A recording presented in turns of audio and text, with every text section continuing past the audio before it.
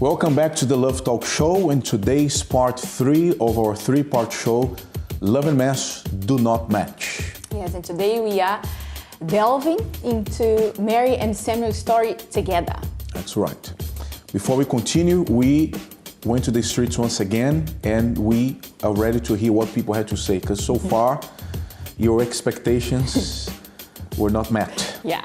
Right? So do you think that having a baby in a troubled relationship helps anything? So you're having problems, and now bringing a baby into it, can that help you bond, perhaps, bring you closer together? Can it help in any way? Let's see what people had to say in the streets.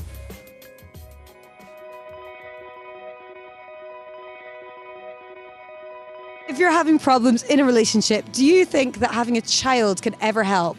I don't think having a child will help in any sort of way, because if you don't love the person, then having a child with that person would just make the relationship even more difficult, and it will drag yourself down, and you have more responsibility like to your child and to your partner, and you can't. If you're not having a good relationship, having a child might just make everything worse. Yeah. It can be. It can help people form relationships very well, I think. But I don't think that's always necessarily the case. I don't think that's the best way to resolve those things. Having some problems in their relationship, like, it definitely wouldn't help, because if you're not getting along with someone, and then bringing someone else, having a child is another life, and then I feel like that child will be affected by the like ill sense and not necessarily understand what's going on, but I think that it gets kind of incorporated into the child's when he's growing up as well. It'll feel it definitely, and won't be. It doesn't help anyone really. It's just it's salt on the wound, really. I think it depends what kind of situation you're in, because some people can deal with problems a lot differently. A lot of people have problems, but a lot of people deal with them in different ways. So depending on the problem and the couple, and whether you're expecting or you have a baby already, working together, it could fix it because you have a moral goal to work towards. But then in other aspects, it could be more stressful, because obviously the stress of a baby isn't easy.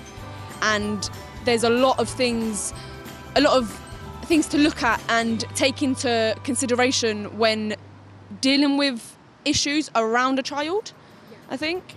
So we see that some people still believe in the magical baby, right?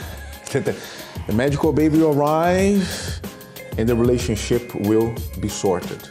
Even though most people use common sense, because this is common sense, and they share their opinion, which is, no, it can't work.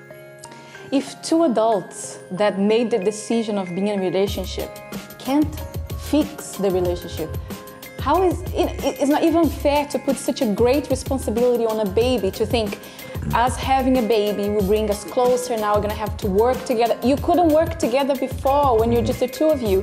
Now with this great responsibility, we will be able to. We go back to the premise of emotional love, okay, versus intelligent love. So intelligent love tells me that if we are married and we have issues, and we are willing to have a child, we're willing to build a family, fair enough. Let's sort this issue out. Let's make sure, maybe it's not gonna be 100% solved, but we need to come to a common, conclusion there, common ground. Fair enough. Then we move on. Otherwise, I don't know if it was in this segment or the segment before, that someone said that the child will suffer. Yeah. The child will suffer because that couple is still in a mess. We're talking about a mess, so let's talk about a mess. I'm bringing a child into a mess. So by putting this way, I think people are already on their back foot. Oh, hold on a sec. Then, yes, perhaps that makes more sense. I heard some people saying, it depends on the situation. It doesn't depend on any situation. It doesn't work. As simple as that. You are living in a mess, the two of you, big mess.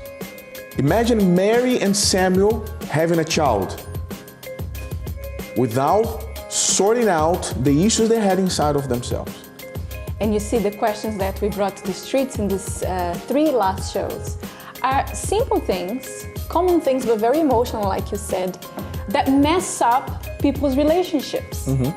Having a baby when you're not ready to have a baby, your relationship's not ready to have a baby.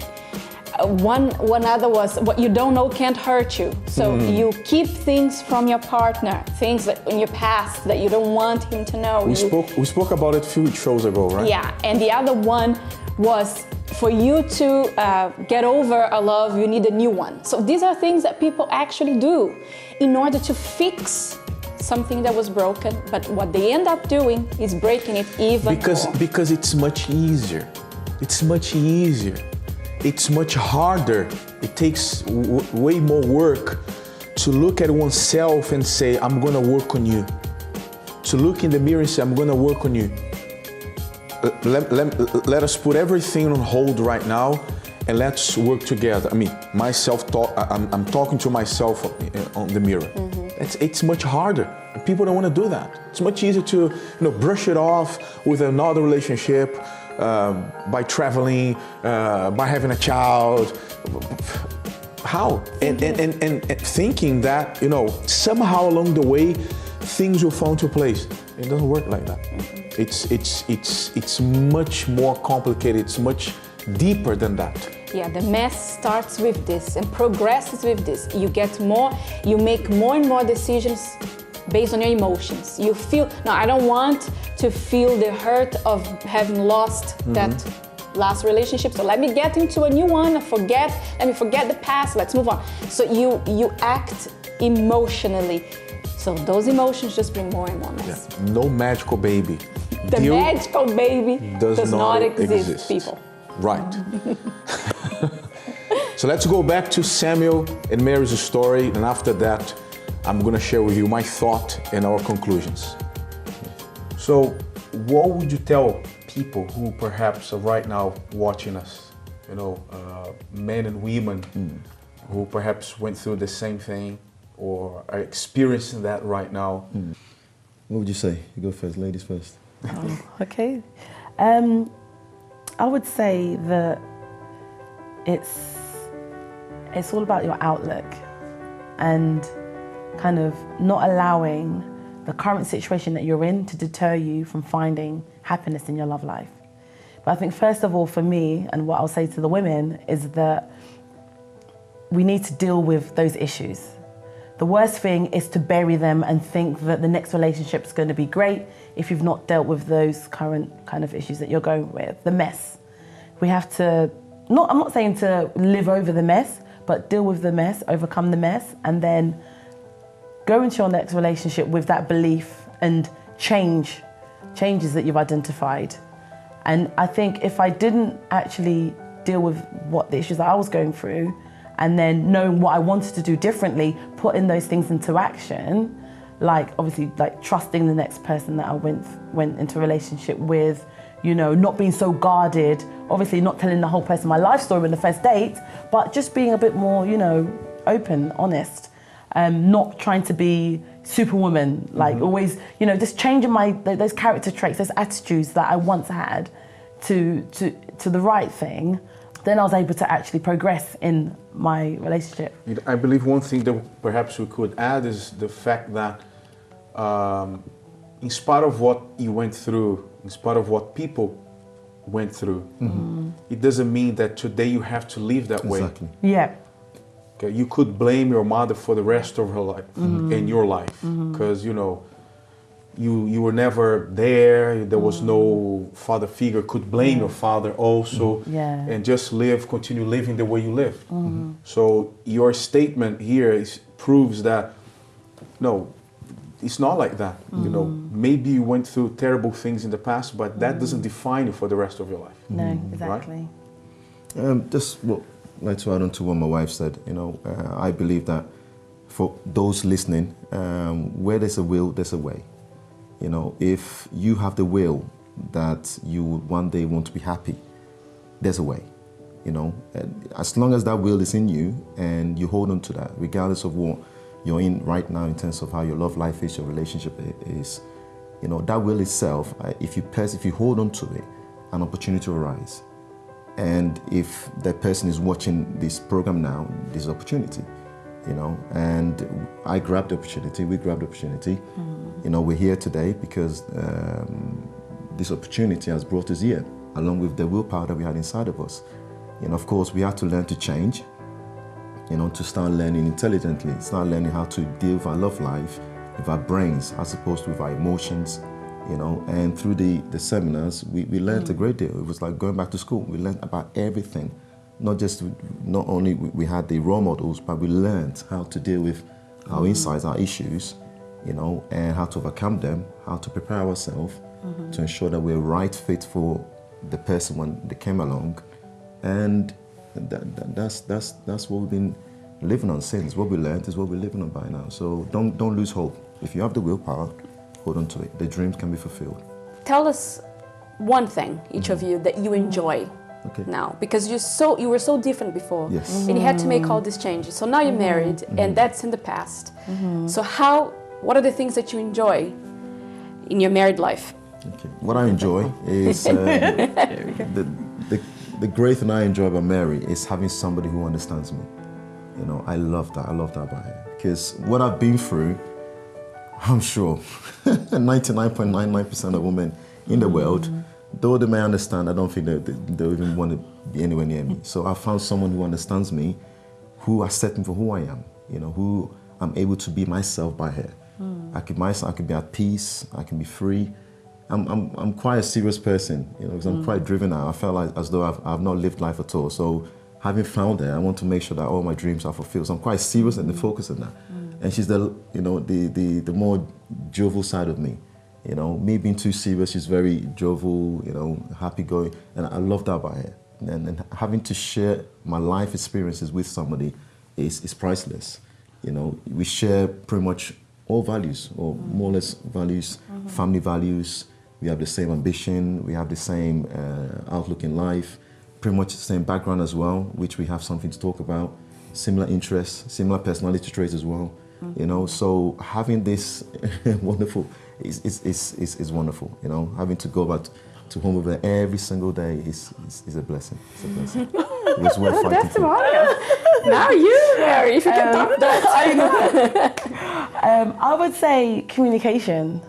I would say the fact that just having someone to share things with, to talk with, to come home and just even talk nonsense to, and someone that's not going to be like judgmental or anything like that.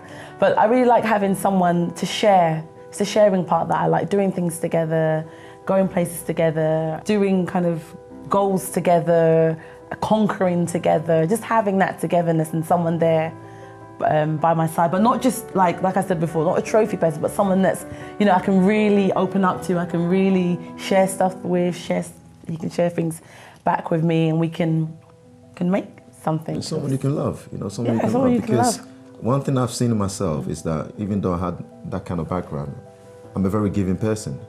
You know, I'm very giving, and to have, you know, Mary by myself, to give love to her, and to see her being happy and me loving her is a joy. It makes me happy. It makes me happy loving her and, you know, receiving it back. You see much better now, right? You see how important intelligent love is. We were talking about in the previous segment. Why don't people apply the same principles that they apply when studying any subject? And we mentioned math, chemistry, physics, and any other subject. Why can't they apply the same principle when it comes to love life, when it comes to relationships? As we can see in the case of Samuel and Mary. We see a Samuel and a Mary before, completely messed up, and now not only completely transformed and changed, but together. Which would be very odd to think about when we first watched their story. If by themselves they're already terrible, together they would wreak havoc everywhere. Yeah. But how is it possible? Intelligent love. But why is that? And you're even saying that it's so simple, 2 and 2 is 4, and so on and so forth. But it's because people have been exposed to all kinds of things. Media, TV, songs, and plus the things they witness and see around them, to the point where they think that to deal with love is to use your emotions on them. Because love is all about emotions. Love is all about emotions. The feeling, that fantasy that they create, that ideal, that is not there. That is not there. We had the opinions of so many people in the streets. Most of them gave a very productive opinion, by the way. No, it can't work. But we know that this is a very small number of people among many who are still making decisions based on emotions, on the whims of the heart, on the impulses of the heart. One sentence that is very famous for being romantic, many people find it very romantic, is, it feels right. You are with somebody. Yeah. It feels right to be with this person. I know it because don't you feel? Yeah. Click. So don't you feel Famous that this is right? click. Yeah. It's romantic. I spoke to a couple the other day. They've been dating for 2 weeks. Right. And they've decided to get married in the middle of the year. And I was like, okay, and they're not young anymore. So 2 weeks. I told them 2 weeks. Maybe a bit more, perhaps. And one said, no, but when we meet and we click. I heard, when people say that, I don't even hear the word anymore. I hear the actual click, something clicking, click. And I was about to unclick everything, but that's how people think. That's how they go about things. That urge, that impulse, they are not, as I said before, they're not willing to pay the price, to sacrifice, to deny themselves of certain things for a good cause. What is the good cause? A long-term relationship. Commitment. Faithfulness. Exactly. All these things that make a relationship And then work. something goes wrong, and then bring a child into the picture. Well, and if that doesn't go, just leave that one for a new one. And then there is a child in the picture. Then what happens? The woman clings onto the child because there's an issue with the husband. Now it's the woman and the child. The husband feels how? Left out. An outsider. Because now she's more attached to the child because they still have an issue. Where does it go? To the friends or to a lover? And then she's going to complain about it. So it's a big mess. Everybody making bad decisions. Now you understand why love and mess do not match. And hearing now the conclusions of Samuel and Mary, them talking about what it's like being married to each other. It's so nice that you see it could only work between the two of them when they started having something to give to one another. If Mary had met Samuel before, she had nothing to give, just traumas, if Samuel had met her back then, just unfaithfulness, just mess. But they fixed themselves, and something that they said that I think was very cute, to have somebody to love. Usually people say to have someone to love me. Yeah, to be loved. Yeah, but they so said... nice to be loved. Yeah, it's nice to have someone to love, someone to give, but you can't do that if you don't have anything to give. Yeah, but they only learn that after learning intelligent love. So here's the cue. Okay? So, before we go, we're going to leave you with the 3 most annoying things, Because even the best of couples annoy each other sometimes. Yes, always. All right, so this is all for us today. Until next time, bye-bye. Bye.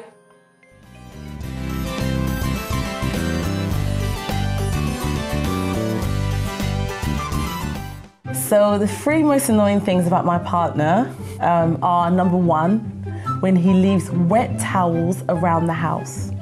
So the 3 most annoying things about Mary, the first one is she has this annoying habit of pinching me in the funny bone, just randomly, from nowhere, and she catches me off surprise, and I hate it. But I do it just to, make you giggle. Yeah. I know, but I don't like it.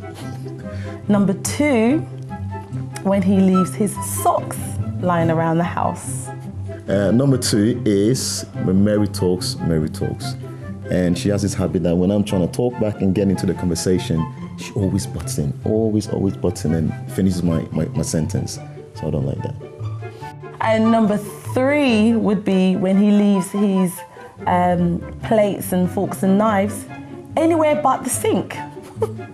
Number 3 is we have a very busy lifestyle schedule. So when we come out at night, usually I just want to relax and, chill with Mary and just watch TV and have dinner.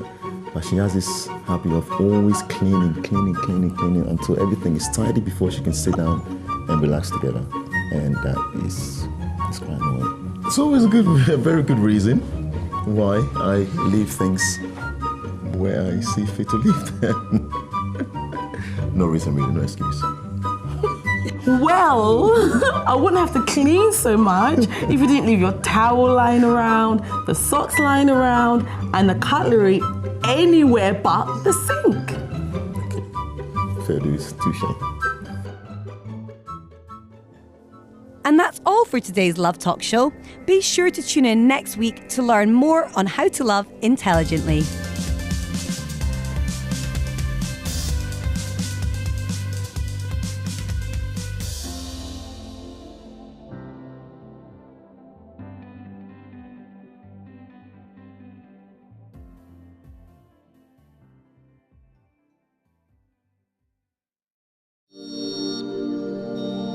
This programme is brought to you by UCKG.